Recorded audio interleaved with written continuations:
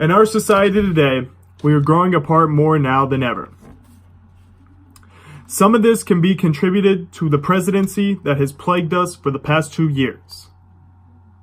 Instead of looking forward to 2020 to try to fix this problem, we must start the process now.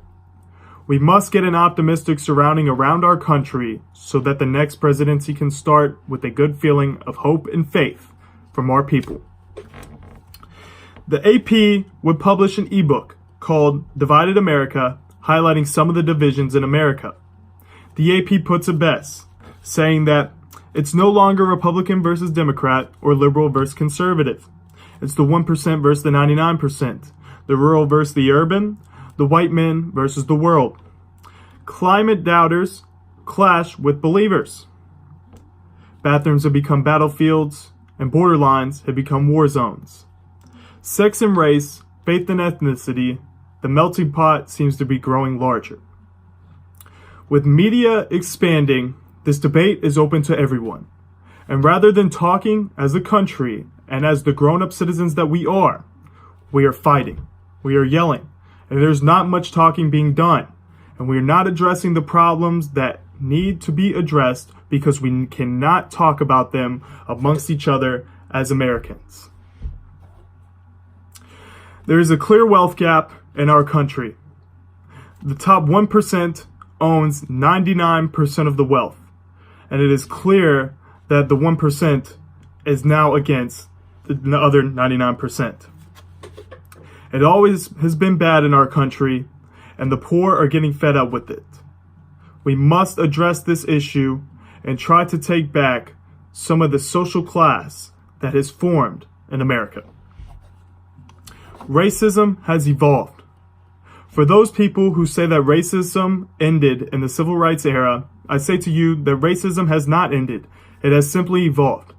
And since our new president has taken the office, it is now more prevalent than maybe in 20, 30, 40 years.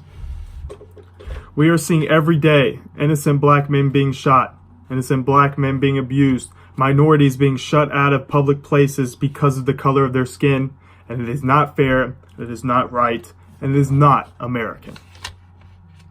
We need to stop and reevaluate our views that we call American. And we need to stop and reevaluate some of these so-called Americans who do not believe in the diversity of our country.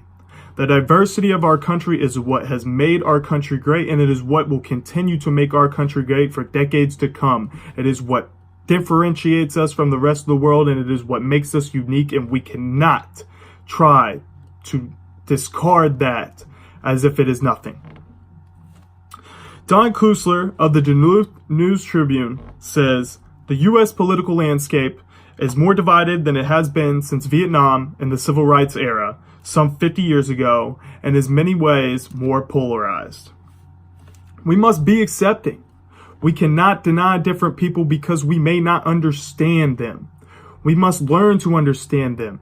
Even if you cannot understand someone, you must learn to respect them. Our country was founded on core values of respect and integrity, and we must hold true to those because those are what make us truly unique as Americans, and that is what made our country great for generations and will make our country great for generations to come.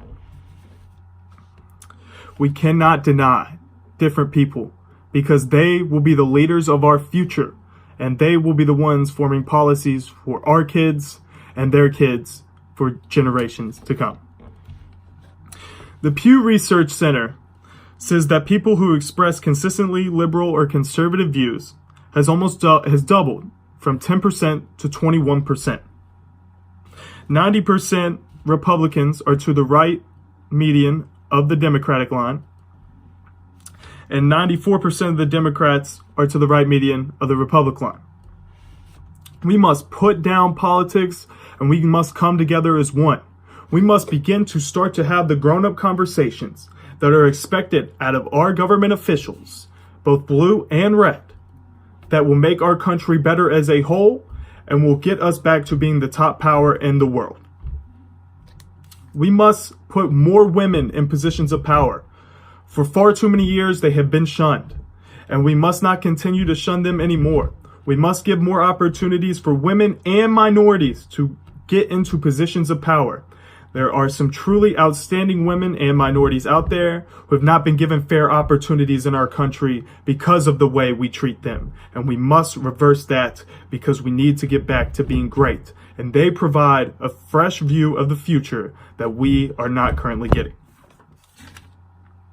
We must just use simple ethics. We must treat people the right way. We must get back to treating people with respect. Before it is too late, show it is great to be an American. Thank you and good night.